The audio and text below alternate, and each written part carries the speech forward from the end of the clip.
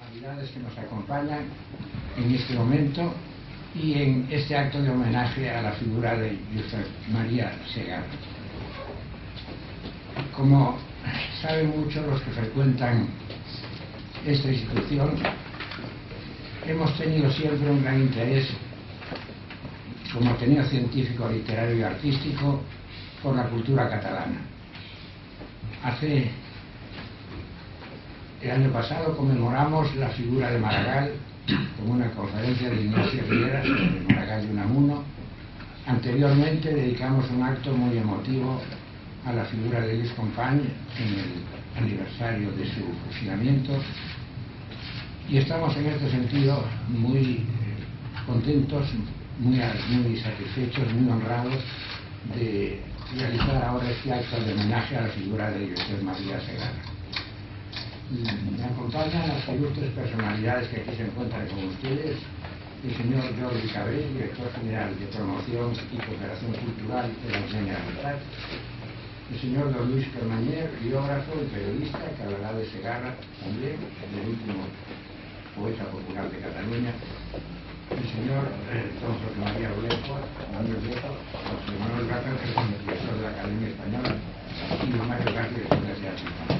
A todos ustedes la bienvenida, y a los que van a intervenir en este acto, a las personalidades que nos honran por su presencia, nuestro agradecimiento en nombre del Ateneo por visitar esta llamada de una manera un poco pintoresca a casa y acompañarnos en esta acto. Muy buenas. Tiene la palabra entonces el señor don Jordi Cabré, director general de Promoción y Cooperación Cultural de la Generalitat de Cataluña, que va a dirigir el acto. Señor Jordi Cabré, tiene la palabra.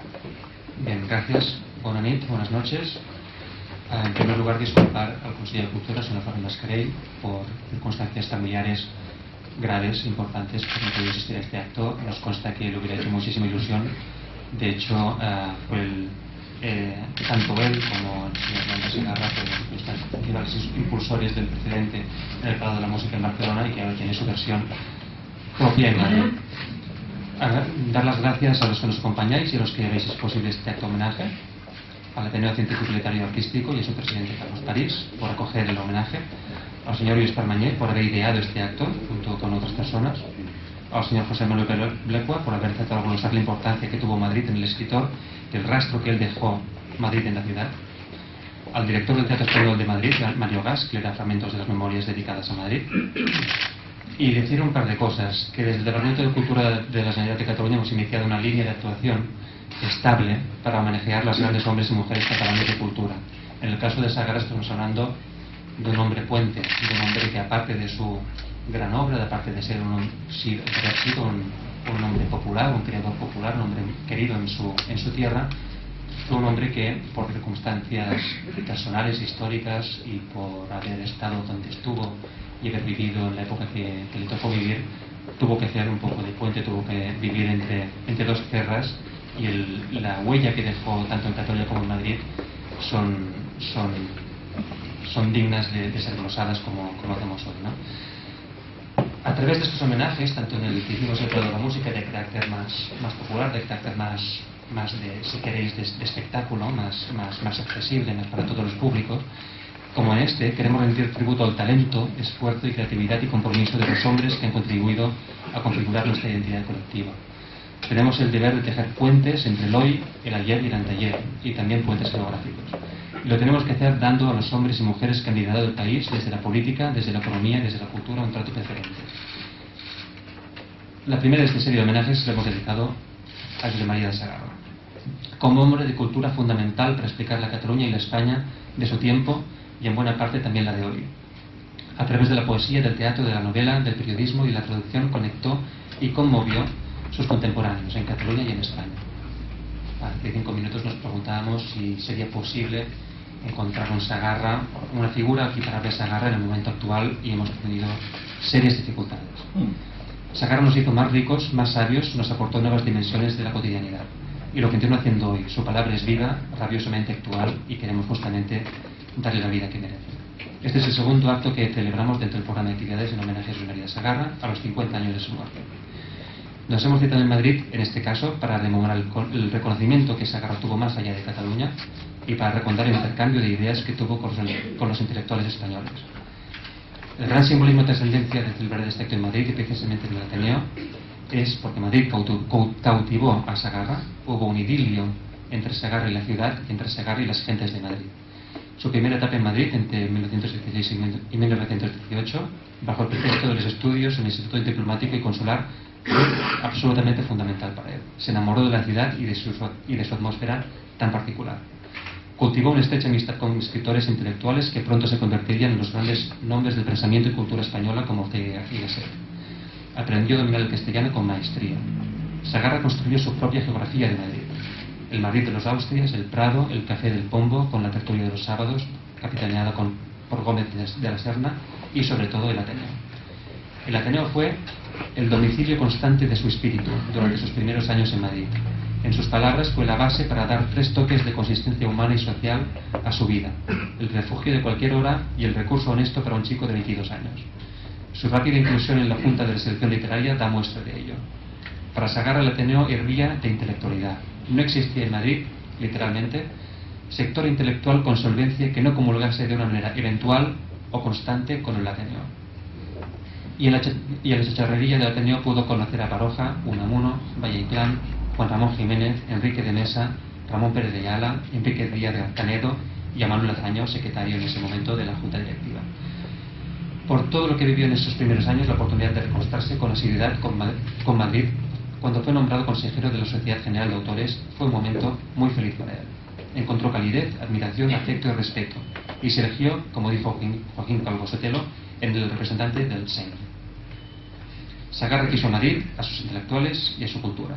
Segarra fue un hombre que sirvió con decencia su vocación en Cataluña y en Madrid. En 1954, el 60 aniversario de Segarra, Sempronio le preguntó qué le gustaría que la posteridad dijese de él. Segarra contestó que fue un hombre que sirvió con decencia su vocación. Sin duda así lo hizo, y creo que así lo creemos, tanto en Barcelona como en Madrid. Muchas gracias.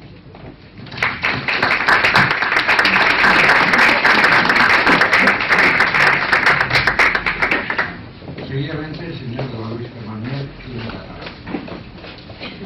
Señoras y señores, fecha impropia, 4 de enero. Habían corrido las fiestas y casi vigilias de Reyes. El lugar enorme, el Palau de la Música Catalana. Un espectáculo severo. Un poeta solo, a cuerpo, leyendo una obra suya inédita, el poema de Nadal. Era, por supuesto, una convocación de alto riesgo. ¿Quién era capaz de hacerla? Josep María de Segarra, el poeta más popular en aquel momento. El éxito fue tal que obligó a repetirlo al día siguiente. Corría 1931. Pertenecía a una familia aristocrática de siglos y su padre era historiador. Cursó Derecho y se vino inmediatamente a Madrid para cursar la carrera diplomática con la salida consular en los años 1916 hasta 1918. Antes de venir a Madrid ya había compuesto algunos versos, algunos de los cuales había mandado a Unamuno y había recibido un entusiasmo muy sincero del famoso escritor, y allí empezó una correspondencia intensa entre ambos. Esto explica que cuando aterrizó en Madrid, por supuesto, lo primero que hizo, aparte de entrar en la carrera consular a matricularse, fue venirse inmediatamente y de cabeza al Ateneo. ¿Por qué? Porque hacía años que ya era ateneísta ilustre en Barcelona y que había ensayado con acierto esta relación con Unamuno. Por lo tanto, la ocasión le brindaba aquí a encontrar a grandes figuras que él ya conocía por ser lector de primera. Y en el Ateneo le interesó más, por supuesto, la cacharrería que la biblioteca. ¿Por qué? Para tender relación con todos aquellos grandes nombres de la generación del 98 y también con los raros, porque raros los había. y a él estos raros y los heterodoxos siempre le divirtieron y le emocionaron. Pronto se percató de que la carrera consular no era la suya, y puesto que ya había sido tentado por la poesía, ensayó inmediatamente, antes de terminar los estudios consulares, con acierto, el teatro y con éxito en Barcelona. Y así fue cuando se percató de que quizá la carrera de las letras era la suya, y cuando Ortega le propuso si quería ir de corresponsal del Sol a Berlín, al punto aceptó. Y allí estuvo entre 1919 y 1920. Pero a su regreso fue cuando ya creyó que era la hora de dedicarse por entero a las letras. Y quiere ser escritor. Y tiene muy claro qué clase de escritor quiere ser. Quiere ser un escritor directo y popular. Quiere llegar a todos. Quiere acercarse al lector. Lo cierto es que este personaje estaba dotado por los dioses y versificaba casi sin querer. Yo diría como aquel Virgilio que discutía con su padre porque su padre no quería que fuera poeta y él le replicaba sin percatarse de ello en verso.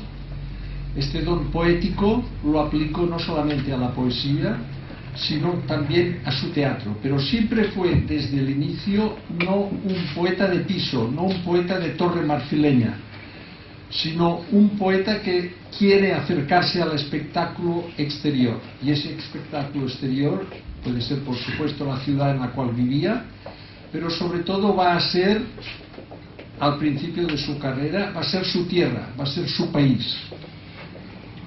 Contando, por supuesto, que esto implica el paisaje, implica los campesinos e implica los pescadores, con los cuales platicaba y ellos le enseñaron los nombres de las cosas. Es decir, para que ustedes lo entiendan, y yo creo que el símil es bueno, más cerca de Delibes que de Cela, más cerca de los hombres y de la realidad que tirando del diccionario. Y así pues, el tipo de poesía y de teatro que hizo fue absolutamente natural, sin que emergía de sus sentimientos con una facilidad extraordinaria y por supuesto con una musicalidad que se pegaba enseguida al oído del lector o por supuesto al oído del espectador. Vitalista, había sensualidad, hedonismo, sentimientos y carnalidad. Y fue, desde el principio, prolífico y polifacético. Así pues, en estos años 30, era poeta. Poeta del que ya sus lectores se sabían no pocos versos suyos de memoria. Y por supuesto también se sabían los satíricos, que habían de saberse de memoria y transmitirlos de una a otra oreja, porque el victorianismo de la época quizá no permitía publicar esos versos satíricos en los cuales algunos personajes de relumbrón salían retratados, por supuesto, y muy ridiculizados. Dramaturgo y dramaturgo en verso, ahí es nada. Y pese a ello llenaba teatros con un éxito espectacular. Ya era entonces, en los años 30, representado en Madrid y traducido al castellano.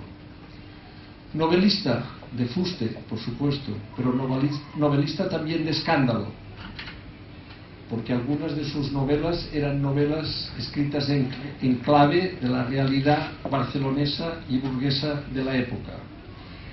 Articulista que honraba las cabeceras en las cuales publicaba sus artículos.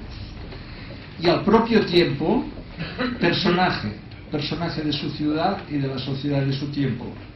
Soltero, juerguista, cabaretero, visitador del barrio chino de la época, que no era cualquier cosa, enfant terrible y tertuliano consumado. Así pues, tenemos hasta aquí finales de los años 30 un poeta, un personaje, un escritor, quizá el más popular de su tiempo. Pero también se percató al estallar la guerra civil que gozaba de otra popularidad, porque los de la FAI le fueron a buscar para matarlo. Por supuesto, y por fortuna, no estaba en aquel momento en Barcelona, estaba en un cómodo veraneo en la Costa Brava, muy cerca de los Pirineos, y allí, disfrazado de pescador, pudo escapar a Francia gracias a la ayuda que le prestó la Generalitat, y se reunió en Perpiñán con su amada, vía inmediata hacia París. Allí fue al encuentro de Cambó, amigo personal y mecenas suyo ya, quien le dijo directa o indirectamente: Sagarra, quizá convendría que os casarais. Y se casó, y el regalo de bodas fue un cheque que se lo gastó íntegro para un viaje a Tahití, que le sirvió de inspiración para 2 libros, uno de poético, con el que concluyó su trayectoria de poeta, y otro de viajes, que en su tiempo no fue comprendido y que hoy se ha convertido en libro de culto. Es a la vuelta, al estar en París, cuando se percata de que tiene que volver a Barcelona, porque Sagarra era un hombre de añoranza. Quería regresar a Barcelona, a su país, y estar con su gente. Pero sabía que no podía cruzar la frontera a pecho descubierto en aquel finales de 1939. Entonces su esposa fue la que actuó de lanzadilla, fue a Barcelona, no resolvió el problema y tuvo que rendir visita a Madrid, y el conde de Mayalde fue el que le arregló los papeles para que pudiera entrar sin ser molestado. Molestado significaba ir al penal, por algunos años en su caso. Así le tenemos en 1940 en Barcelona, y actúa como resistente y colaborador de información para los aliados durante la Segunda Guerra Mundial. Algunos de los que participaban en esta resistencia, como Josep Benet, ha dicho que en aquellos años Sagarra se jugó la piel, y lo hizo con conocimiento de causa y arriesgó. Al propio tiempo estaba en su ciudad, en su país, pero en condición de exilio interior. Exilio interior quería decir que, dada la situación de la dictadura, no podía escribir nada en catalán, porque el catalán estaba prohibido, y seguía su trayectoria gracias al mecenazgo, y así fue como terminó la asombrosa traducción en verso de la Divina Comedia de Dante, casi todo Shakespeare, para que la cultura catalana tuviera ese acervo para poder ser representado en el teatro, y emprendió la creación de su último libro de poemas, el Poema de Nadal, que es el más vasto en cuanto a número de versos de la literatura catalana. Terminada la Guerra Mundial, fue cuando, hombre de las antenas bien dirigidas, tuvo la certeza, al revés de muchos de sus compañeros, de que Franco no caería pese a haber caído Hitler y Mussolini. Y puesto que él no era un resistente profesional, sino un escritor profesional, decidió abandonar la resistencia y dedicarse a su profesión y a su empeño. Esto le valió ser conceptuado como traidor. Empezó así un vacío y una tristeza que le mortificó mucho, y creó en él tensión, pero lo pudo ir capeando como Dios le dio a entender. La suerte que tuvo fue que en 1946 pudo negociar la reapertura del teatro en catalán. En aquel entonces no había sido posible reemprender la radio en catalán, ni la publicación de revistas catalanas, ni la publicación de prensa en catalán. Por lo tanto, el hecho de estrenar en catalán fue la única manifestación de esta cultura en el año 46. Aquello fue una gran prestación de servicio porque los espectadores vivieron en propia carne que significaba que el catalán no había muerto y que les volvía a emocionar.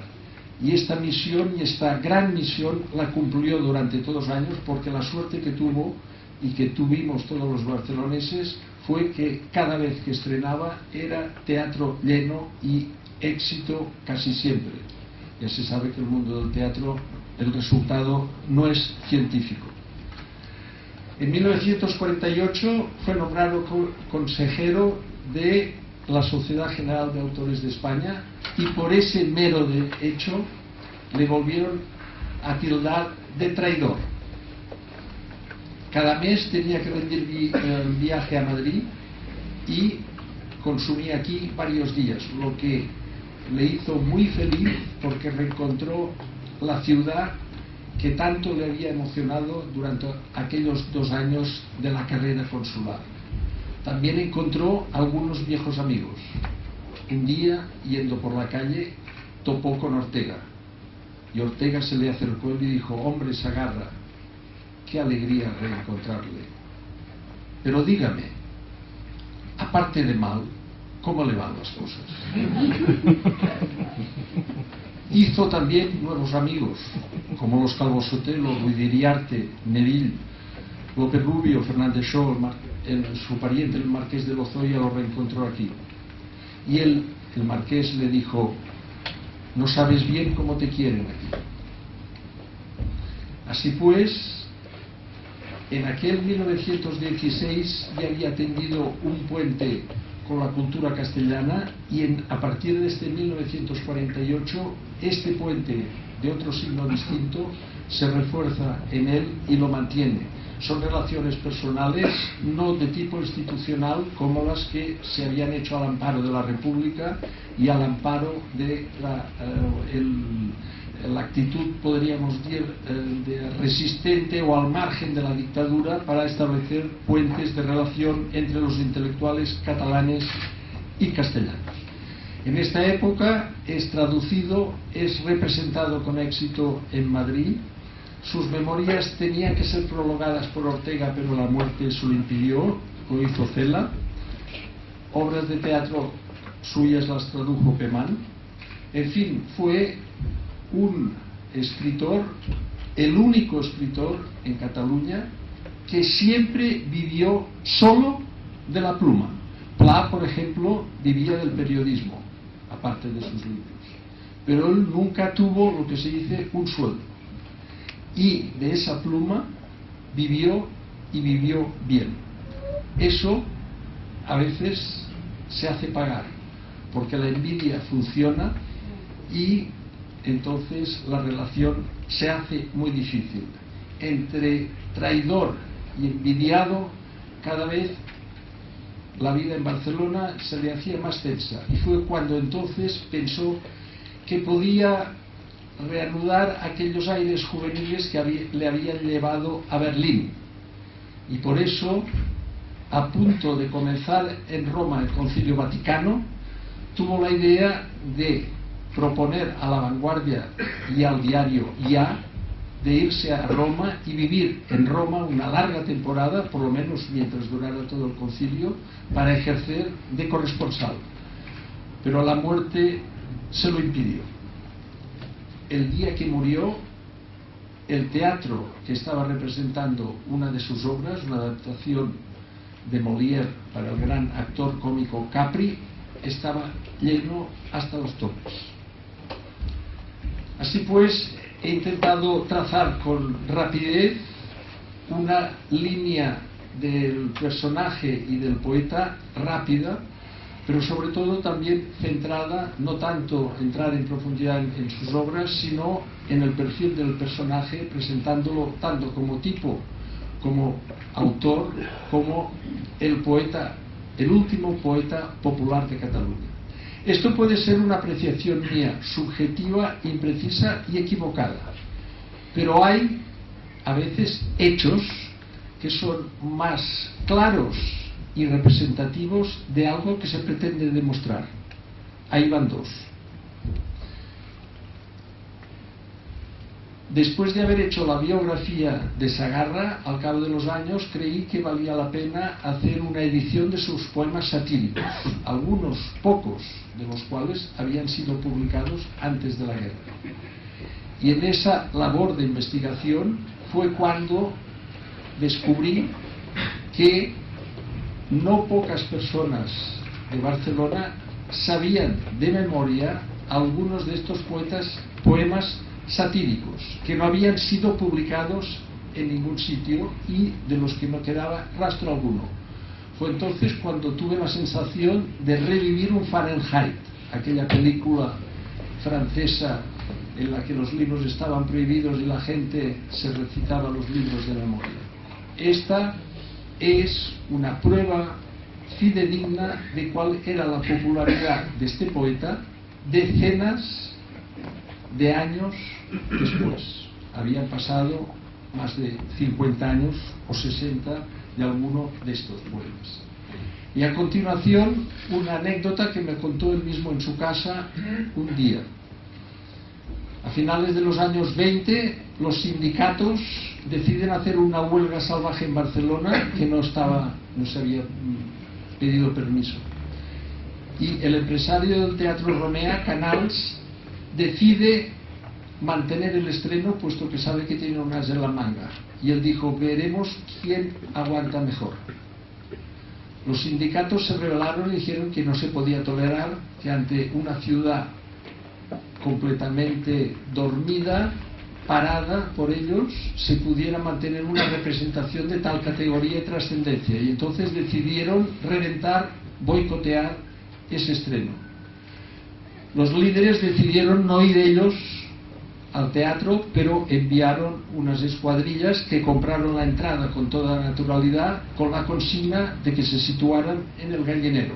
Y los líderes esperaban en una taberna cercana del famoso Teatro Romea, que era la cuna de donde había resurgido el teatro catalán.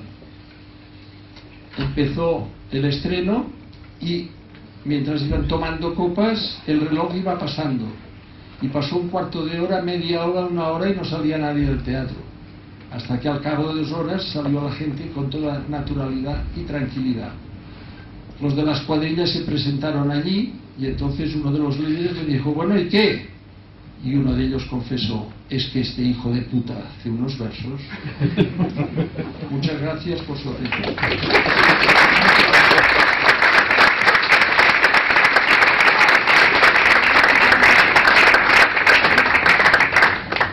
Seguidamente, el excelentísimo señor Emanuel Mengua, director de la Real Academia Española, tiene la palabra.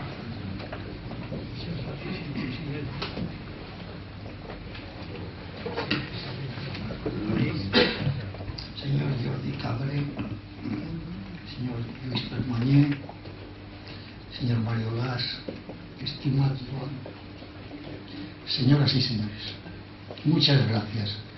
Constituye para mí un gran honor poder participar en un homenaje de la Consellería de Cultura de la Generalitat de Cataluña en recuerdo del 50º de la muerte de don Josep María de Sagarra. Al poco de llegar a Barcelona, hace más de medio siglo, tuve la oportunidad de conocer al famoso escritor.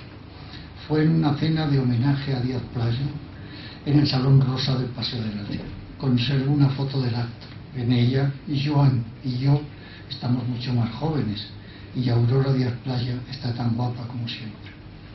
Debo disculparme de tratar un tema tan ajeno a mi especialidad y pido las disculpas más elocuentes al mestre Joaquín Molas y a mis queridos Jordi Castellanos, Manel Yorba y Narcís Garolera por haber cometido el pecado de sucumbir a la tentación tan fuerte como era para mí la propuesta de hablar de Segarra en Madrid y además en un lugar tan querido para él como el Ateneo. Me limitaré, que es muchísimo, al análisis de la última parte de sus memorias que se ocupan de su biografía entre los años 1916 y 1918. Las más de 1000 páginas que ocupan esta obra, en mi edición en catalán, están llenas Pero yo he perdido una página, pues sí que está. Yo la habré dejado en casa. Pero se lo cuento ahora mismo, no hay problema. He perdido la página 2 y entonces les contaré de palabra hasta llegar a la página 3. Qué cosas pasan, ¿verdad? Las más de 1000 páginas que ocupan esta obra están llenas de maravillas descriptivas, de elementos fundamentales para la historia cotidiana contemporánea. Quisiera decirles que para mí ha sido una auténtica sorpresa leer esa visión de Madrid de los años que van del final de la Gran Guerra del 16 al 18. Cuando llega don José María de Segarra a Madrid, lo espera un íntimo amigo, Manolo Galán, en la estación de Atocha, y van juntos a la pensión donde se va a instalar por primera vez. Segarra se instala en Madrid, en la calle de las Infantas, en una pensión pintoresca, en una casa de huéspedes de entonces, que se llama La Montañesa.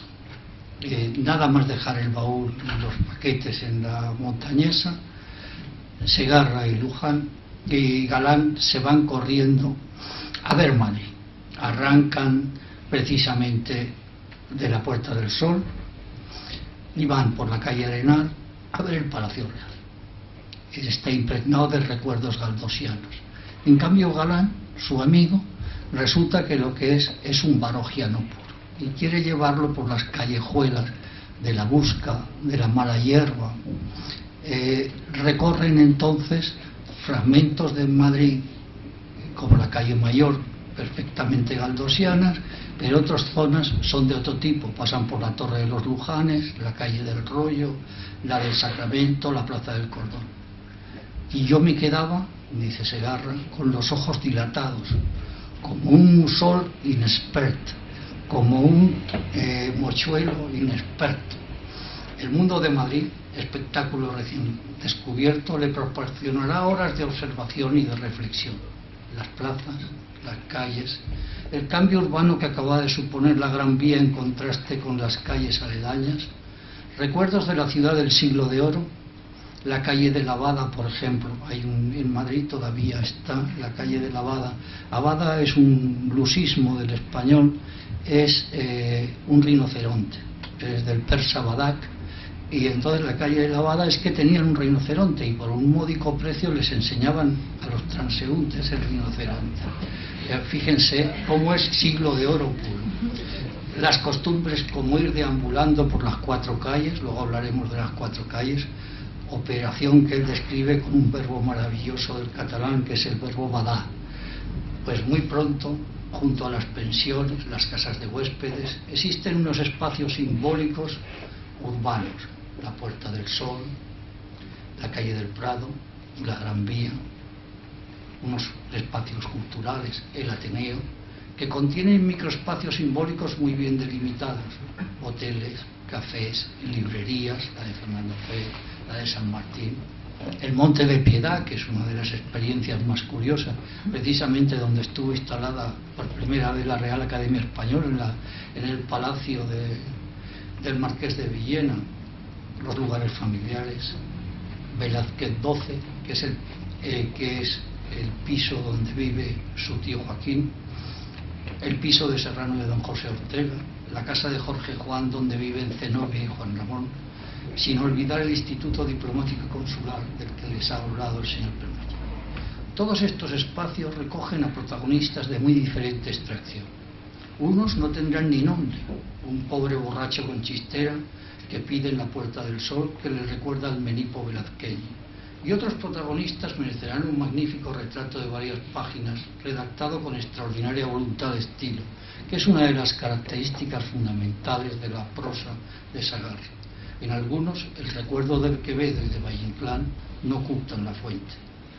Como el encuentro con la hija natural de don Francisco Martínez de la Rosa, quizá uno de los capítulos más brillantes de la pluma de Segarra. Los lugares serán escenarios para que en ellos se muevan escritores, artistas, políticos en el momento histórico tan complejo como es el de la Primera Guerra. Entre las experiencias de pensiones, la primera que tuvo Segarra fue la de la Montañesa, que les he recordado. Pero enseguida las visitas a los amigos nos llevan a una pensión de la calle ancha de San Bernardo, más galdosiana todavía, donde 3 amigos viven en una misma habitación, una habitación gigantesca, y escuchan a la dueña de la casa que dulcemente trata a la criada de putón desorejado. En la casa de huéspedes, quizá sería estas expresiones que oyó Segarra en estas casas de huéspedes, son las que contaba Nuria Espert de aquella vez que Julieta Serrano y ella tenían que representar unas prostitutas, y les decía Segarra: putas, putas, tenéis que comportaros así. Bueno, y escuchen en la casa de huéspedes de sus amigos Sirao y Servén de la Argila vive la guapísima Carmen Ruiz Moragas con su madre. La joven es la novia del torero mexicano Gaona, al que su futura suegra denomina cariñosamente el Negraso. Luego, al año de casados, aquello sería de la Montañesa. Los 2 amigos se trasladan a la Nueva Malagueña, en la calle de Espocimina, donde estaban al cuidado de doña Soledad, que era una mujer de muchísimo cuidado, el pobre señor Rius, que era un catalán a la que tenía completamente dominado su mujer y no le dejaba salir de la cocina, y un personaje, el hijo de ambos, el pobre Pepe, que le ocurren una serie de sucesos tristes que no les voy a comentar. Cuando Segarra decide convertirse en un hombre de mérito, se traslada por consejo de Juan Ramón Jiménez. Nadie diría que el consejero de casas de huéspedes en Madrid era Juan Ramón Jiménez, pero la verdad es que cuenta Segarra que Juan Ramón se portó muy bien con él, y hasta en las cosas de la vida cotidiana era su consejero más particular. Y efectivamente le recomendó que fuera a casa de la señorita Saizpe, en la calle de Villanueva, junto a la Biblioteca Nacional. No tengo datos suficientes para tratar esta tarde de una pensión de tintes quevedescos de la calle Jacome Trezos, donde vivía un empleado de correos conocido de Segarra.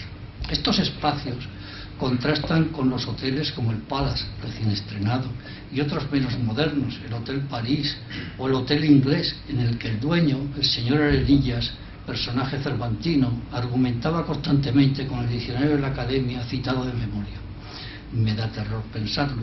Da cuenta Segarra con minuciosidad del espacio comprendido entre el Palacio de Comunicaciones y el Banco Español del Río de la Plata, lo que hoy diríamos llanamente entre el Ayuntamiento y el Instituto Cervantes. Se establecen los primeros cabarets, Maxims y Alcázar, y sigue vigente con arreglo a su denominación Fornos, en la calle Peligros. Recuerda Segarra que Fornos mereció el artículo de Julio Burel, Cristo en Fornos, y que el artículo le mereció a su autor un ministerio en la época de Canalejas. No debemos olvidar el Edén Concert y el Chantecler.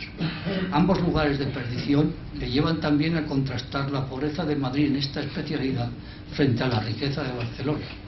Queda el recuerdo de los trazos descriptivos de la bella Chelito, y sobre todo de los de la madre de la bella Chelito, la señora Antonia, que presentó a Segarra a un hombre tan conocido en su época como el Caballero Audaz, que era autor de novelas galantes, José María Carretero, como saben. Sobre todo lo más impresionante es la misión oscura de lo que llamaba Segarra el yoc del crimen, denominación que emplea para el triste espectáculo que se contempla, y ahora verán ustedes cómo ha cambiado Madrid, al bajar de la calle del Prado al paseo, oscuro y lleno de gentes de mal vivir y de peor actuar. Era una zona de prostitución en Madrid. Por estas zonas de las 4 calles solían dar sus paseos Baroja y Azorín. El primero todavía no se había trasladado al piso de Ruiz de Alarcón, y Martínez Ruiz viviría en su casa de la calle de Zorrilla, piso que mereció el artículo de Alberti en Imagen Primera. Nos advierte Segarra que a ninguno de los dos se les vio nunca en ninguno de estos lugares de perdición citados. Había otros microespacios en la vida madrileña de Segarra de mucha más garantía moral, además de las casas de Ortega y de Juan Ramón. El edificio que hoy es la Real Academia de Jurisprudencia y Legislación, en la calle de Marqués de Cubas, antes calle del Turco, donde mataron al general Prim, En este noble edificio estaba instalado el instituto que les contaba a ustedes, Luis Permañé, diplomático y consular, donde estudiaba con notable aprovechamiento nuestro escritor. Allí tuvo excelentes profesores y otros no tan excelentes. Lo que sí es excelente es la galería de retratos que nos dejó Segarra de este claustro, tan excelente como es la de sus condiscípulos. Segarra cita los versos de Salvador Rueda a propósito de su profesor de historia, Rafael Altamira. Altamira es ritmo y verbo, Altamira es clave y pauta, metafísico crisol maravilloso y hostia santa. Segarra recuerda a sus compañeros, sobre todo a un íntimo amigo de Girona, Carlos Badía y Malagrida, a quien le aconsejaba siempre a propósito de unas sobrinas de Borja Impera a las que iba a visitar. ¡Ay, Badía, Badía, que pescarán! Y él decía, en aquel to de gat de rectoría, y parlant como en las novelas de Folk y Torres, contestaba, no tinguis por, només es tracta de un lleuger discreteig, y se casaron al año siguiente. Otro lugar distinguido era el piso de Velázquez XII, donde vivía su tío Joaquín de Castellarnau y su tía María Luisa, aquella que en las memorias sabremos que compraba maravillosos dulces en Barcelona en la infancia cuando iba a visitar a la familia. Su tío parece que de joven había tenido alguna aventurilla con la infanta Isabel, al que el pueblo de Madrid denominaba la chata. Los festivos comían juntos, José María de Segarra y un sobrino segoviano de su tía María Luisa, que se llamaba Juan Contreras, que también era poeta y que se convirtió unos años después en el Marqués de Lozoya. En este Madrid, en esos paseos de las cuatro calles, la gran barrera de carne humana, es la gran mezcla de la carne humana, tal vez el símbolo más característico eran las abundantes carretas de bueyes. Estos vehículos llevan a Segarra al primer planteamiento de comparación entre el carácter moderno y dinámico de Barcelona y el carácter agrícola y decimonónico del Madrid de sus años. Lo mismo que ocurría con Bilbao, aunque la ciudad vasca era para Segarra mucho más levítica.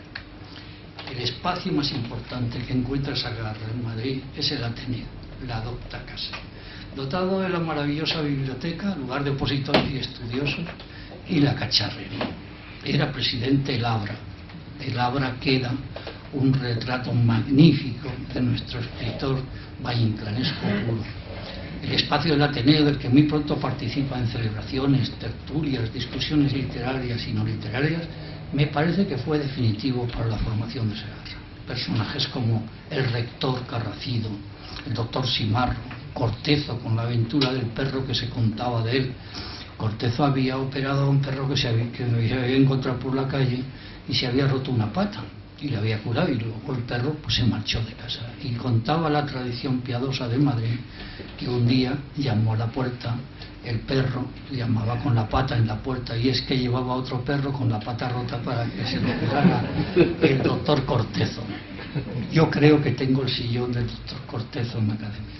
Don Adolfo Posada, nada menos que don Manuel Bartolomé Cosío, el autor de los trabajos sobre el Greco, don Adolfo Bonilla y San Martín.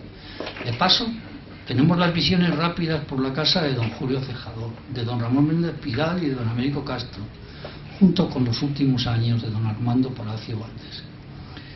Se detiene un tiempo en un personaje tan curioso como es Mario Rosso de Luna. Mario Rosso de Luna es un teósofo de la época que siguió a la señora Blavatsky y que influye decisivamente en algunos poemas de Valle Inclán. Es la vena teosófica de Valle Inclán. Enrique de Mesa, muy pronto generoso protector de Segarra, le presenta a Ortega, que se convierte en sujeto del mejor retrato de Segarra. Sobre todo Ortega como orador. Basta recordar los discos del Archivo de la Palabra. A Enrique de Mesa le había pasado el mal casado de Segarra, Enrique Díez Canedo, que luego sería traductor suyo. Díez Canedo es la persona que mejor conoce la literatura catalana y en este momento está sirviendo de puente cultural en Madrid, como antes lo había hecho don Marcelino. Muy pronto entra en relación con Ramón Pérez de Ayala, que le invita a su casa de la calle Espalter, donde coincide varias veces con Juan Belmonte. Todas estas relaciones se producen muy pronto y es elegido vocal de la sección literaria del Ateneo, de cuya junta directiva es secretario general don Manuel Azalla. Son los años del Sol y de la revista España. La responsable de su sección era la condesa de Pardo Bazán, y varias veces tuvo que ir a tomar chocolate con ella a doña Mariquita, que era una cafetería de chocolates que había cerca del Ateneo. El gran descubrimiento de doña Emilia, que al principio fue muy dura en el trato y muy seca en el trato con nuestro escritor, fue cuando descubrió que había tenido un ama de cría gallega.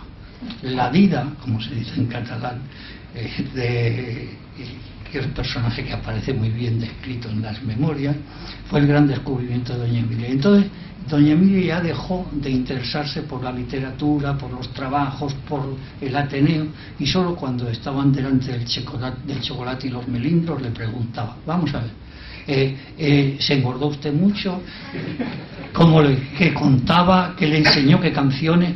Y entonces Segarra, con mucha gracia, pues se inventaba unas historias a propósito, que él dice que se basaban todas en Valle Inclán, de historias realmente divertidas. Es uno de los fragmentos más divertidos de la memoria. No solo trata con jóvenes consagrados, sino que de pronto aparecen jóvenes intelectuales con los que entabla relaciones cordiales.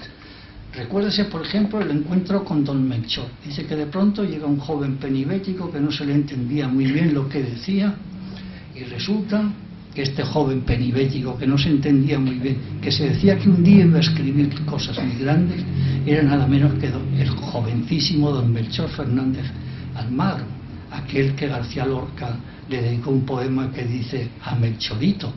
Pues este don Melchorito, que yo conocí, era un personaje maravilloso, estaba en la academia, vivió muchos años, era funcionario de correos y sabía todo de crítica literaria, era una persona finísima. Los artículos de don Melchor eran sensacionales. Conoce también a José Calvo Sotelo, que acaba de ganar las oposiciones de abogado del Estado, y se aparece un jovencísimo opositor con 24 años que está preparando una cátedra en Sevilla.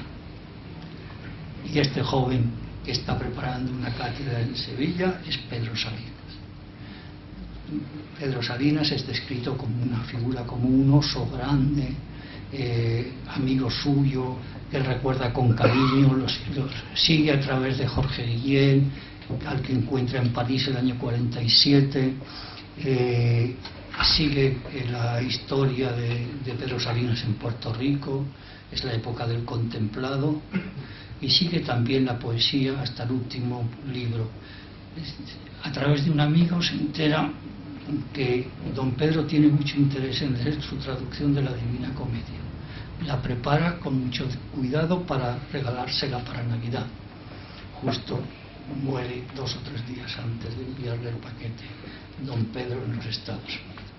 La figura central para la poesía, el modelo y la persona que describe con un cuidado exquisito tanto en lo físico como en lo moral, es Juan Ramón Jiménez. Juan Ramón y Zenobia, incluso cómo hablaba Zenobia. Yo nunca había sabido que Zenobia tenía un pequeño defecto, nunca había oído la voz de Zenobia, sí la de Juan Ramón.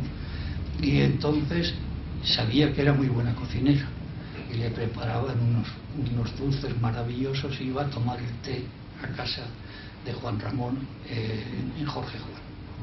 Un compañero de tertulias, Villacián, lo lleva a Pombo, a la botillería de Pombo. Mis memorias catalanas de no sé quién las corregiría, y resulta que a Pombo lo convierte en bollería y no en botillería, porque claro, botillería es una palabra rarísima. Y también es verdad que la voz a ti de vida de Salinas se convierte en la luz a ti de vida, que también es muy bonito, pero desde luego no es el verso de Garcilaso, donde el ambiente es apasionante.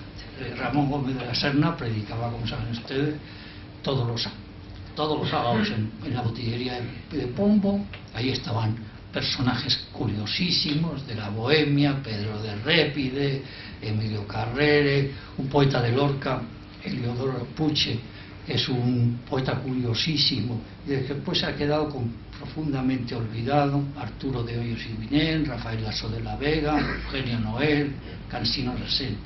Estos por la noche se iban de juerga a despertar a Andrés Segovia, que supongo que fue idea de Puche porque los dos eran lorquinos, y entonces al final despertaban a Andrés Segovia y él les tocaba algún concierto por la noche, y todos allí, pues ya se pueden ustedes imaginar qué jaleo era.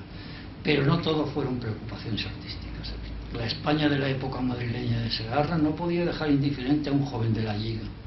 Las juntas de defensa, la asamblea de parlamentarios, los movimientos alrededor de Lato, de Maura, de García Prieto, sobre todo de Cambó, figura de la que proporciona datos magníficos. Aparecen Lerroux, Pablo Iglesias y sobre todo don Benito Pérez Galdós, al que conocerá personalmente gracias a Ramón Pérez de Ayala en el estreno de la obra Santa Juana de Castilla en el María Guerrero, protagonizada por Margarita Siro.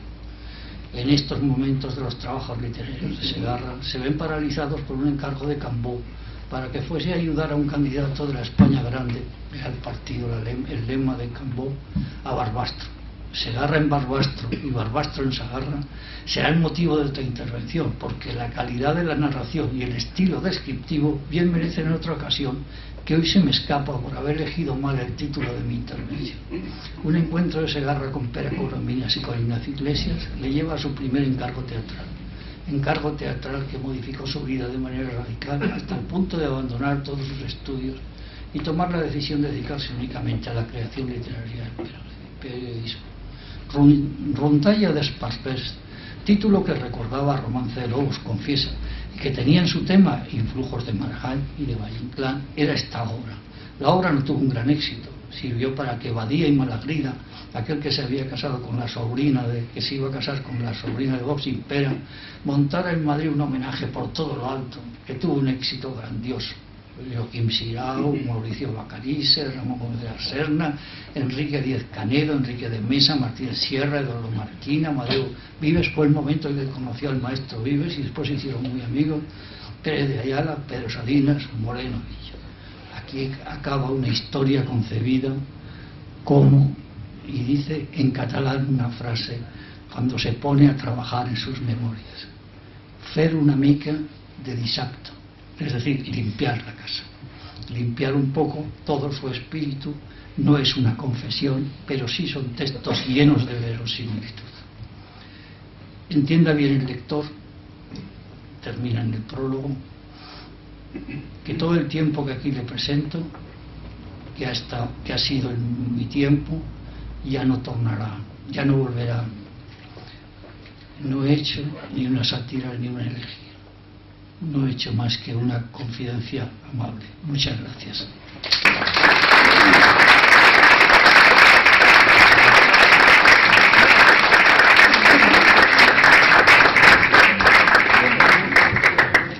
A continuación, don Mario Gas, director del Teatro Español, va a leer los fragmentos de las memorias de Segarra. Tiene la palabra don Mario. Buenas tardes.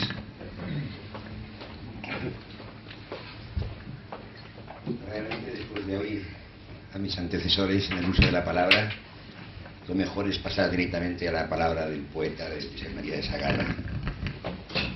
Hay un breve texto de un libro de Vicente Aleixandre que se llama Los Encuentros, donde el poeta habla de José María de Segarra y lo titula José María de Segarra entre sus antiguos. Y dice así: la cortesanía de José María de Segarra, esa mirada elegante que él parece arrojar sobre el mundo sensible y donde brilla una luz benévola, cruzada a instantes por una súbita irisación de perlado conocimiento, esa mirada matizadísima, ¿de dónde le llega? Su cabeza, en un cierto escorzo, se me antojó la primera vez que le vi la de un entonado clérigo antiguo. Renacimiento, siglo XVIII, demasiada precisión. Pero a una hora crepuscular creí entrever eso. Su mano inteligente absolvía muchos pecados literarios y muchas fealdades. La cabeza monda y tostada, embebida de largos soles mediterráneos, tenía otras calidades, sin embargo, si nos deteníamos a contemplarla. No era florentina aquella nariz afilada, sino catalana de cepa pura, que descendía rigurosamente hasta pender con equilibrio sobre la inminente realidad que se desplegaba. La mejilla, fatigada y carnosa, me hacía pensar en algún prestigioso mármol tarraconense. La boca era fina, casi demasiado, y pequeña. Se antojaría cruel en su patente dibujo si no fuese por la luz esparcida que al sonreír con simpatía irradiaba para la faz completa. La cortesanía de Sagarra era juicio y absolución, y su casi impalpable corrección irónica queda a su vez heredada por el más cordial de los asentimientos.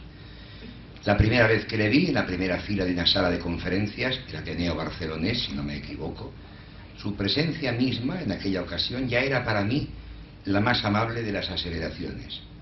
Yo no había hablado nunca con él, y allí enfrente, próximo y atento, me parecía, sí, el busto vivo que se ha movido, se ha instalado, por ningún modo anacrónico, y muestra de dentro a fuera su humana realidad palpitante, mucho más que la calidad de su refinada materia.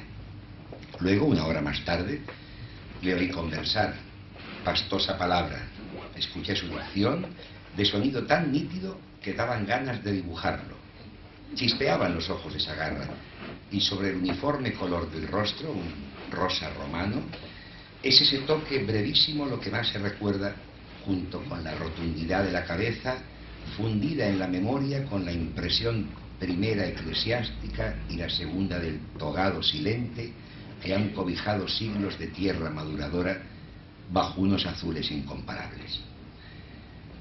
En trato posterior recordé muchas veces a aquel fundamental Climent Sagarra, emergido para la memoria en el siglo XVI y asentado en Verdú, comarca de la Sagarra, en la Lérida paternal.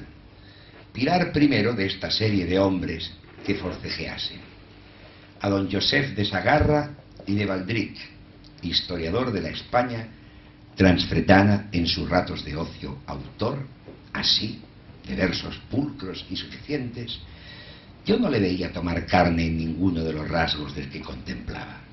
José María seguía conversando. De pronto ese gesto, ¿sería este el del muchísimo más representativo Ferran de Sagarra y de Llinás, el caballero romántico lleno de distinción y complejidad, epistológrafo delicioso que emigró en 1835 con toda su familia, haciendo honor a su legitimismo, y que también compuso versos, hizo teatro, regresa a Barcelona en 1840 y suma ilusiones y desengaños con serenidad y proporción hasta el fin de su vida? Yo creía ver estas sombras, estas luces pálidas en el expresivo rostro pronunciador, todo fugacísimo y real. Lo real era José María hablando, convocando, recordando, moviendo con su mano un aire irisado, cambiante, feliz, pleno de vitalidad y, para mí, de deslizado trasmundo al mismo tiempo. Todavía otra noche, paseando ahora por la Rambla barcelonesa, fue diferente la sensación. Caía una luna afinada, vaporosa, casi húmeda sobre la ciudad. Luna con halo allá arriba, llena de retenida melancolía, como si la luna no avanzase en el cielo. Y un instante fue otra cara la que creí entrever, que también adujese su explicación. ¡Ah! Ramón de Sagarra, abuelo no más, el más silencioso de todos. Él no había cogido una pluma, pero por no sé qué arte espiritual, era el que de la tierra, dueños y servidores de ella que van sumando señorío, decantado y atrojando sus zumos hasta abrirse en la flor última, sorprendente que es un poeta, en el que la raíz rural es casi invisible, más intensamente sensible, siquiera se oculte, mejor dicho, se denuncie, por la fragancia libre, por el sonido sirviente, por el país total que una mano ancestral aún le envía. Climent Sagarra está allí al fondo, directo desde 1524 hasta Josep María. Algunas veces, charlando con él sin decírselo, he pensado variadamente en lo que a través de los años, no digamos los siglos, ponían vida de un modo o de otro para la vida de mañana. En la penumbra, una tarde, en mi modesta casa madrileña, al fondo un púrpura luminoso ya casi extinto, veía yo en aquel guiño súbito otra vez el resol de los vitrales catedralicios, la Seo de Lérida, el joven canónigo Francesc de Sagarra y de Valdric, y su paso quedo por los apuramientos del 18, que ni José María ni yo podíamos escuchar mientras conversábamos. Aunque yo estuviera viendo ahora el grabado que se conserva del viejísimo tío, viejísimo hoy de 2 siglos, superpuesto sobre la boca fina, sobre la nariz fina, sobre los ojos, estos solo seguramente distintos de la cara viva de hoy. Pero esto sería apenas un momento. En los variantes tornasoles o tornaluces he creído ver otros rostros antiguos pugnando por asomarse al rostro que los presentaba. No, aquel señor reservado de los años de la Ilustración era inútil en ese momento. Más reclamaba de aquel rostro por el que quería un ser. ¿Qué oculto costado pedía del alma que yo acompañaba? Murió en 1873 a los 45 años. Fue un caballero privado, triste, soñador, con algo de delicada sombra, elegante, con su porción de hastío del mismo vivir. Vio morir del cólera en un solo día de 1865 a su madre y a 3 de sus hijos. Se fue sin ruido de la vida. Nunca había escrito una línea propia. Y ahora aquí, silencioso, expectante, yo le veía. También él asomaba por la cara expresadora, rica, cargada y exenta de José María de Sagarra. Porque no había explicación única. Todos y ninguno se habían evaporado. Y aquí estaba, presente y real, de ayer necesariamente, de mañana seguramente, sujeto del tiempo, la figura corporal que desalojaba un espacio del poeta.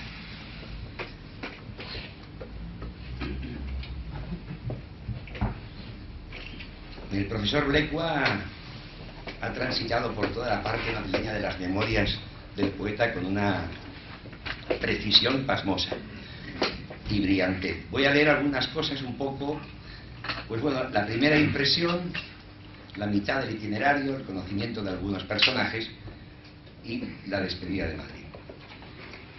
Dice al principio: fui a Madrid a primeros de octubre de 1916.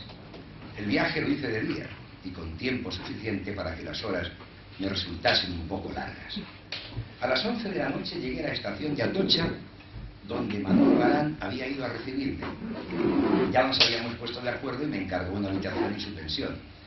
Mi nuevo domicilio se llamaba La Montañesa, pensión moderna, y estaba situado en el número 2 de la calle de las Infantas, tocando a la de Fuencarral. Allí nos dirigimos a dejar el baúl los trastos. La habitación que me destinaron, contigua a la de Galán, era grandiosa y deprimente, con muebles mutilados y un sirés noés tiñosos, el tiempo de la juventud de Martínez Campos. Todo me pareció profundamente triste y catastróficamente absurdo, pero en lugar de inclinarme a la hipocondría, me entusiasmó. Mi imaginación me hizo creer que me encontraba metido en una novela de Pérez Galdós, o en el clima de las aventuras de Pío Cid, que aquello podría vivirlo sin restricciones, y que cada instante sería un espectáculo nuevo del que me proponía sacar todo el jugo posible. Galán y yo teníamos en la piel la alegría de los lobos primerizos a los que se les ha abierto la jaula, y en lugar de irse a dormir y a descansar del viaje, nos largamos a dar una vuelta por Madrid como unos desesperados.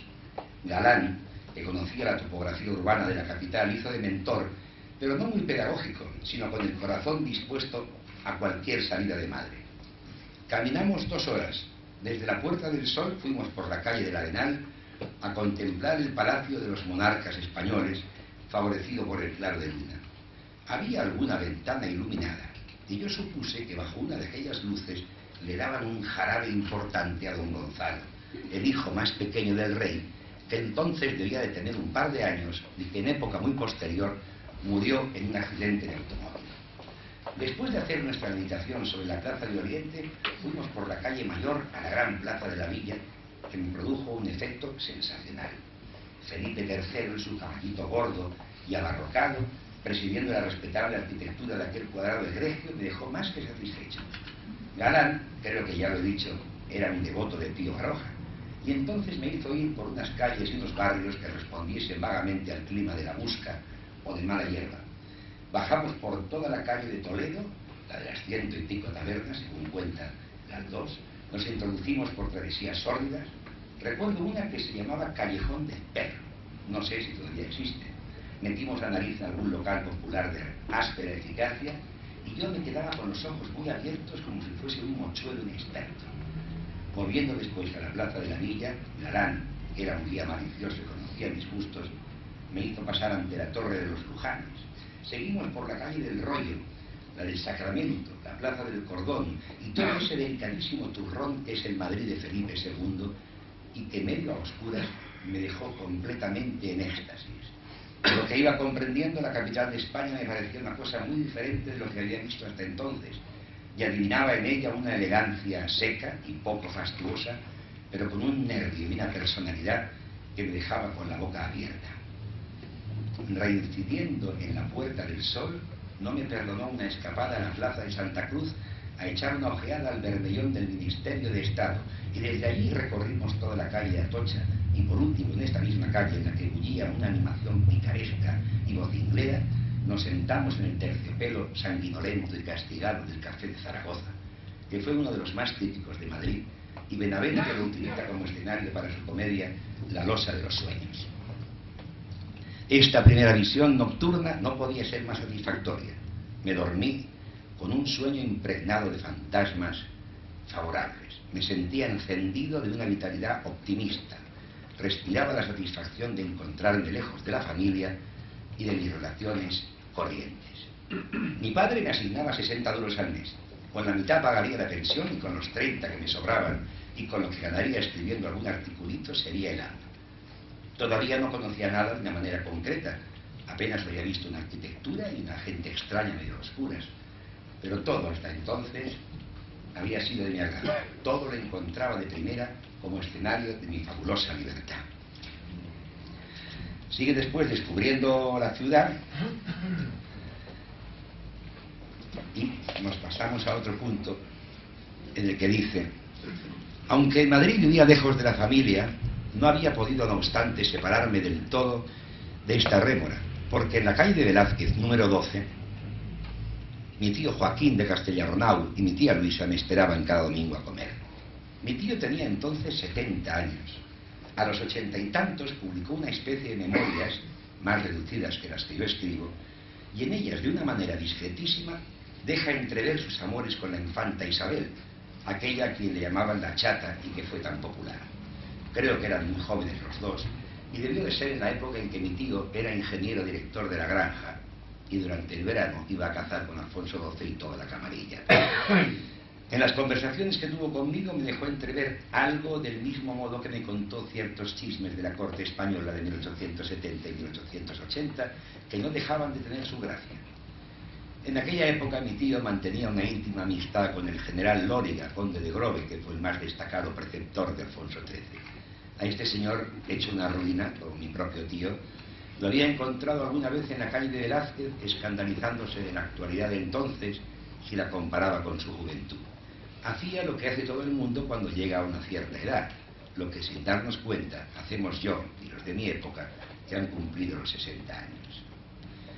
Mi tío Joaquín, en mis días madrileños, había pasado ya por todos los honores y todos los cargos de la carrera. Se entretenía dando alguna conferencia y publicando alguna cosilla, pero su diversión consistía más que nada en ir por las noches a la peña a ver cómo un exministro que no podía ni sostenerse de pie acababa de perder las pulsaciones con el 17 negro o el 36 rojo, y a divertirse un poco con media docena de aristócratas ya sin sangre, ni grasa, ni ambiciones, como una especie de fabulosos bacalaos, que habían conocido personalmente a Isabel II y en consecuencia comenzaban a chochear. Mi tío se trataba con los eminentes prohombres científicos que eran compañeros suyos de generación y de academia. Después de esta descripción, sigue hablando de cosas de la familia y hace un comentario interesante. Dice: en mis primeros días de Madrid noté inmediatamente la gran diferencia de proyección con que la guerra europea marcaba a la capital de España y a nuestra ciudad de Barcelona. Así como en aquellos 2 años de Barcelona liquidaba su siglo XIX con una oleada de brillantez crepitante, de explosiva vitalidad nocturna, de industrialismo alocado, de internacional mare magnum de negocios, piraterías, espionajes, arriesgadas aventuras de juego, y sobre todo con un esfuerzo muscular exagerado y con una hinchazón de energías para multiplicar el humo de las fábricas y las posibilidades de la dentadura del comercio a fin de echarle el diente a un espeluznante volumen monetario, Madrid aparentemente se pasaba las noches medio a oscuras, y la vida de la calle y el aspecto de la ciudad no se habían decidido aún a romper el hielo, y continuaba viviendo en el más orgulloso, más holgazán y más irreductible siglo XIX. Y la cosa tiene su explicación. Barcelona, desde los tiempos del primer conde independiente, continuaba representando la capital de la marca hispánica. Y marca quería decir país de frontera. Nosotros somos un país de frontera con todas las ventajas y todos los inconvenientes morales y materiales. En aquellos días de 1915, 16 y 17 teníamos un puerto pequeño, como el que tenemos ahora, pero que trabajaba de una manera fabulosa y sacábamos de él un rendimiento casi imposible. La actividad del puerto se extendía por toda la costa hasta Portbou, y la historia dramática y secreta del litoral de Cataluña en aquellos días, que no se ha escrito nunca y que probablemente no se escribirá jamás, pondría los pelos de punta. Sigue hablando de la profunda herida de lo que significó la Gran Vía en Madrid, y después de hablar de ella también dice que todavía existen fragmentos de aquellas calles antiguas que daban al Callao y a la red de San Luis, y que uniéndose con otros núcleos como el que centra la Plaza del Rey, participaban de la pretensión mesocrática de la calle del Barquillo y llegaban a una de las grandes elegancias del 18 español, que es, para mi gusto, el macizo de Santa Bárbara. Y todavía, serpenteando de una manera cazurra, desembocaban en la lírica fastuosidad de las acacias y los castaños de Recoletos, encarándose con los edificios solemnes y con el Nuevo Madrid, que era entonces el barrio de Salamanca. Pero estas calles que yo he conocido con toda su canela y anís, hoy día completamente exangües, con fachadas modernas y escaparates más o menos rutilantes, son unos subalternos endomingados y disciplinados de la espectacular efervescencia de la avenida. Y solo en algún rincón de sus recovecos mantiene un poco del pretérito impudor con esa taberna brutal y esa pescadería anacrónica. Las calles del Caballero de Gracia, de la Flor, de la Abada, de Chinchilla, de la Aduana, de Ceres, de Bretón de los Herreros, de Jacometrezo y tantas otras, que cada una merecía una historia y un poema, y cada una era un drama y un sainete, hoy solo representan un nombre, una manifestación comercial y una manera de encobachar familias en pisos más o menos tristes.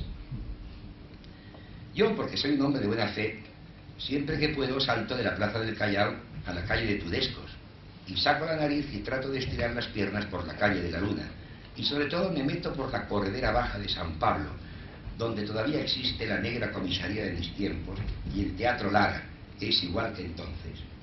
Pero Dios mío, cómo ha cambiado la salsa. Sin embargo, aconsejo al peregrino romántico que, si quiere pillar un poco de la cordialidad pretérita, no se mueva demasiado de estos barrios y que recorra la calle de la Ballesta. Allí encontrará la casa de comidas de Perico y la de Antonio. Allí encontrará el Nalón con un comedor de la época de Fortunata y Jacinta, de un color verde de pantalones de torero, modernizado un poco por el procedimiento de unas cuantas flores de papel de un cursi dulzón dispuestas sobre las mesas. No haga caso de las florecillas. Que tenga paciencia y le servirán una monumental fabada asturiana y sentirá que su estómago se convierte en una mina de carbón de piedra.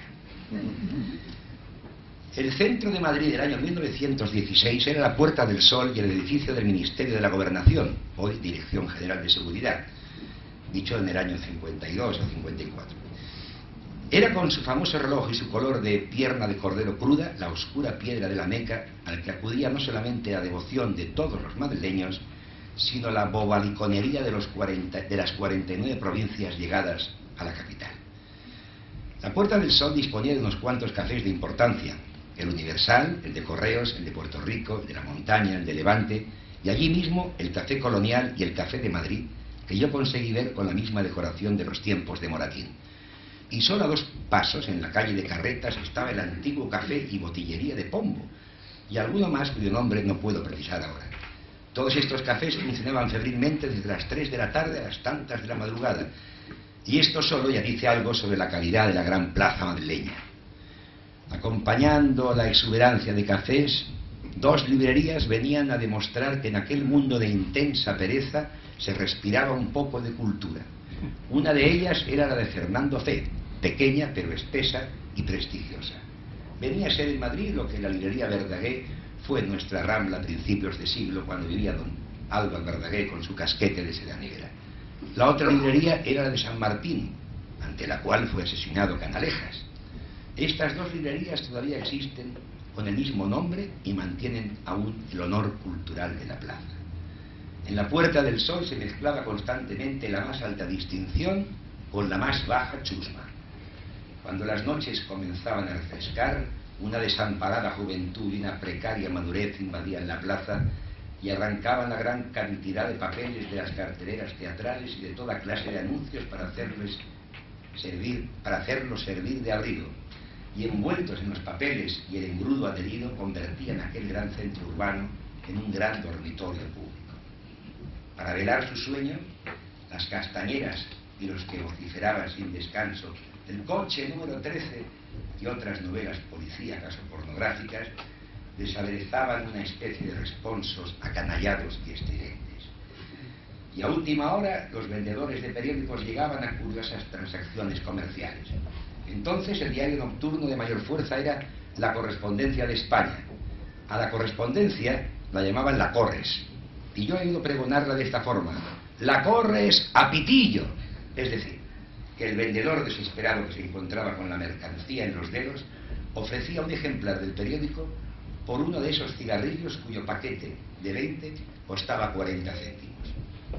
Los borrachos más célebres, después de haberse peleado unas cuantas veces con la fuerza pública, iban a vomitar en la Puerta del Sol para dar riqueza al colorido de la plaza. Todo era posible en aquella plaza egregia. Recuerdo que cuando vivía en la calle de Espoz y Mina, a 2 pasos del Café de Puerto Rico, la Puerta del Sol me ofreció un espectáculo curioso. Volvía yo de una gran discusión filosófica que había tenido con una pandilla de perdis en un local de la calle de Embajadores. Eran más de las 5 de la mañana y comenzaba a inquietarme el sueño, pero cuando por la calle Mayor entraba en la Puerta del Sol, me sorprendió una animación, unas carreras y unos gritos completamente insólitos de aquellas horas. Y lo que pasaba era lo siguiente: un toro, no de risa, sino un Santa Coloma auténtico, escapado de no sé dónde, había ido a parar a la Puerta del Sol. Y los últimos borrachos, los despiertos dormilones, la policía de guardia y algún vecino al que despertaron los gritos y bajó rápidamente de su domicilio para no perderse la ocasión, se disponían a torearlo. Eché a correr por donde había venido hasta llegar a las primeras escaleras de la Plaza Mayor. Allí funcionaba aún una churrería y había gente dispuesta todavía a la conversación. Comuniqué la noticia a media docena de desconocidos, de los cuales 3 desaparecieron rápidamente para que no se les escapase el espectáculo. No sé cómo acabó la broma. Solo puedo decir que al cabo de 3 largos cuartos de hora me aventuré a echar una ojeada. La Puerta del Sol había recobrado su color normal. Pero apreté el paso por delante de Gobernación, enfoqué la calle de Espoz y Mina, y cuando abría con mi llave la puerta de la Nueva Malagueña, que era mi domicilio en aquellos días, lo hice con tanta rapidez como supe y con la sugestión de que los cuernos del toro intentaban empitonarme. Después de esta descripción del recién llegado a Madrid, ya pasaríamos un poco al joven instalado, porque si no, todas las cosas que he marcado estaríamos horas y horas leyendo, porque es de una prosa tan impresionante que es difícil seleccionar cosas. Vamos a la época del Ateneo, que fue desde el principio, pero en el segundo capítulo empieza diciendo: así como en Barcelona, al iniciar la vida universitaria, hice del Ateneo mi campo de trabajo, de relaciones y descubrimientos, y nuestra peña fue para mí una nueva familia moral, al iniciar mis estudios en Madrid también fue el Ateneo de la calle del Prado el constante domicilio de mi espíritu, la base para dar 3 toques de consistencia humana y social a mi vida, el refugio de cualquier hora y el recurso honesto para todos los momentos de un muchacho de 22 años que, no poseyendo otro lujo que las paredes de una casa de huéspedes, se encontraba plantado en la calle sin una segura partida de dominó y, económica y líricamente, se consideraba un perro sin collar. Al Ateneo ya se le llamaba entonces la docta casa, y todo el mundo sabe que esta institución desde principios de siglo hasta ahora ha tenido épocas diversas. Ha pasado temporadas de gran efervescencia y momentos letárgicos. Ha sido hostal para las dentaduras de mayor apetito, ha representado almohada para las elecciones maduras y trampolín para las demoníacas, y ha gozado de la calma oficial y de la corrección precaria. Pero con todos sus altibajos, el Ateneo ha conservado siempre 2 elementos que lo han pintado de un color imborrable. El primero, que podríamos considerar como el más vulgar y normal, han sido los oposicionistas y estudiosos confinados en su vasta y magnífica biblioteca.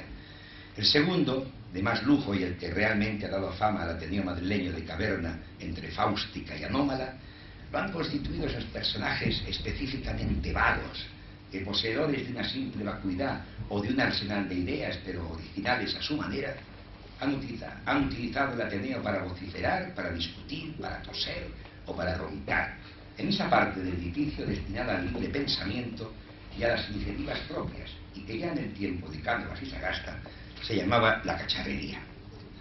Cuando llegué a Madrid, el Ateneo pasaba por una etapa de plenitud intelectual y de plenitud funambulesca. Era rico en todo. La biblioteca se desbordaba y la cacharrería producía el máximo ruido. Ahí va describiendo también personas y personajes, el director, todo, y va describiendo también todas aquellas personas con las que empezó a entrar en contacto, que también ha descrito el profesor Blecua.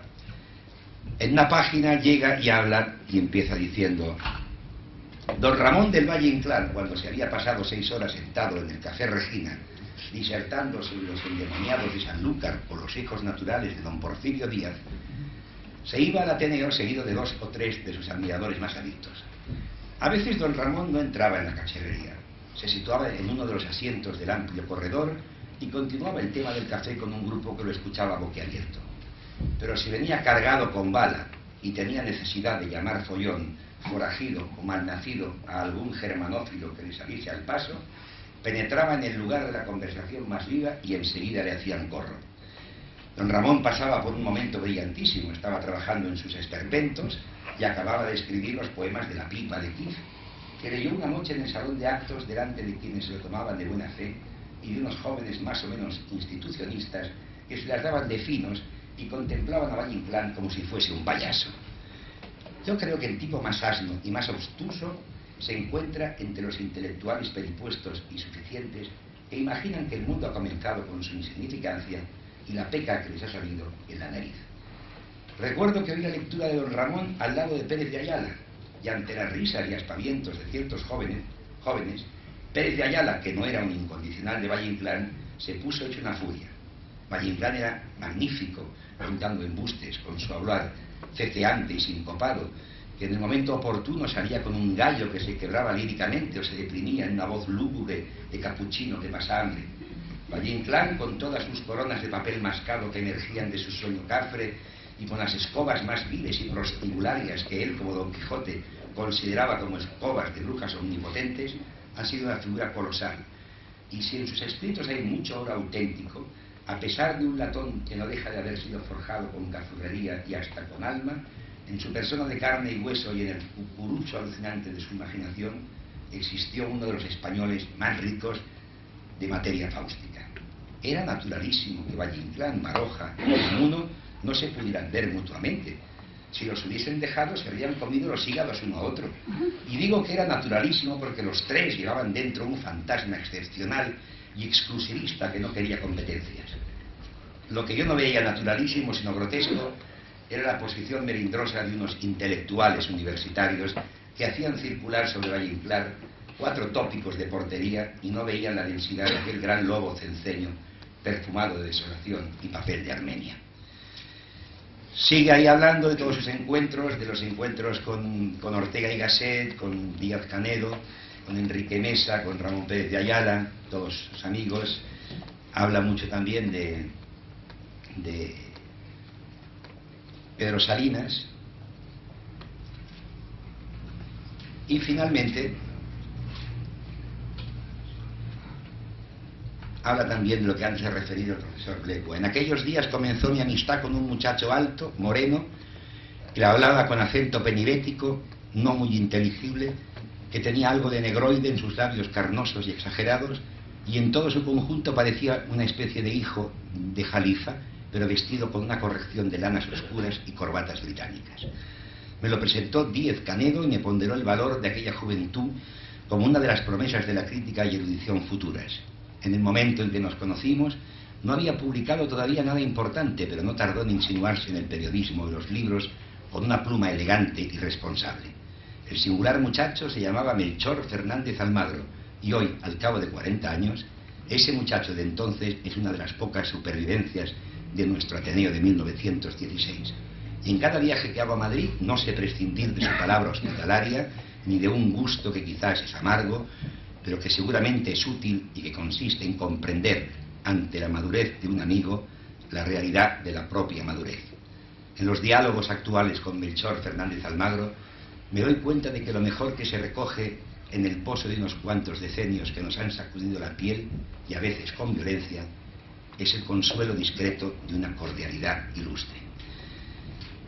Sería estupendo seguir el episodio de su encargo político que le encarga Cambó y que le lleva al rastro. No hay palabras para describir la riqueza, la penetración, el esperpento y la riqueza de vocabulario y de observación que tiene, pero sería larguísimo. Y ya realmente pues vamos a ir hacia el final, que como todo tiene un principio y un final, su estancia ahí estaba presta a acabarse, según él mismo explica, después de que un día Cambó le dijera que por qué no se dedicaba finalmente a la literatura, y un día pues él decidió qué se iba a hacer. Y dice: la primavera de 1918 decidí un caso personal que hacía tiempo que me tenía en duda e inquieto. La cosa para mí tuvo importancia porque cambiaba completamente el curso de mi vida. Aquella pregunta que me hizo Cambó a propósito de la carrera diplomática elegida por mí fue providencial. Sin sospecharlo, puso el dedo en la llaga. Desde el otoño estuve vacilando y los días posteriores a mi primer estreno teatral fueron definitivos. Por una parte estaba el amor propio y la palabra dada a mi padre, los 2 cursos de Madrid y el aprovechamiento de una carrera universitaria que al fin y al cabo era mía. Con el ingreso en el cuerpo consular me aseguraba una situación económica, normalizaba mi existencia, me ponía un collar y un bozal que al mismo tiempo me servía de morral. También estaba el qué dirán de la gente y la posición inelegante del que ha estudiado una carrera y seguido cursos especiales para acabar en medio de la calle con las manos en los bolsillos. Al lado de esto me retenía mi caprichosa e irreductible pasión por la libertad, la poca gracia que me hacía convertirme en un burócrata del régimen, los 2 o los 4 años en un posible consulado centroamericano con reptiles, insectos y personal pegajoso, el peligro del aburrimiento, del desarraigo o de la añoranza, la supeditación a un espíritu de cuerpo, a unas influencias, a unas intrigas y a muchas cosas más que a medida que avanzaba en relaciones y olía un poco el Ministerio de Estado, en lugar de entusiasmarme, me dejaban cada vez más frío. Había sobre todo una vocación literaria, sin atenuantes, y el deseo de no moverme del pie del cañón, de cultivar mi huerto y de defender mi tienda. Y esto lo tenía en Barcelona y no se me había perdido en ningún puerto más o menos pintoresco, ni del Atlántico ni del Pacífico. El teatro me había envenenado y comenzaba a envenenarme el periodismo. Sabía que nuestro país es ingrato para los que desertan, que el escritor necesita una compenetración constante con su ambiente y un contacto con sus amigos y sus enemigos. Tenía unas ganas terribles de volar y correr mundo. Olía el final de la guerra y me sentía con todas las posibilidades, pero quería volar completamente libre. Quería decidir mis pasos según mi gusto y deseaba que mi peregrinación no estuviese condicionada por una disposición de la Gaceta. Después de dudas, de momentos, de auténtica inquietud e incluso de algún insomnio, me dije: quemo las naves. No quiero pensar más en esto y pase lo que Dios quiera. Durante el mes de abril asistí a las clases del Instituto Diplomático con el convencimiento de que no me presentaría a examen ni me preocuparía el programa de las oposiciones, pero al mismo tiempo tomé el acuerdo de no decir nada a nadie ni desertar de una manera escandalosa ante mis compañeros. Tampoco notifiqué a mi padre esta decisión. Esperé a sacarle todo el gusto que me conviniera a mi estancia en Madrid. Y poco después ya se vine para Barcelona. Muchas gracias por la atención.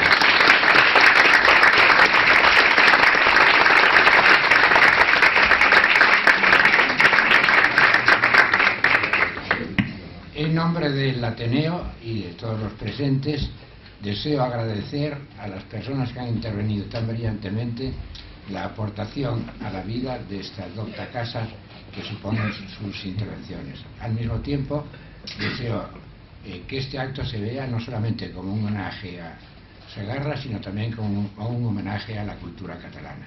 Se levanta la sesión.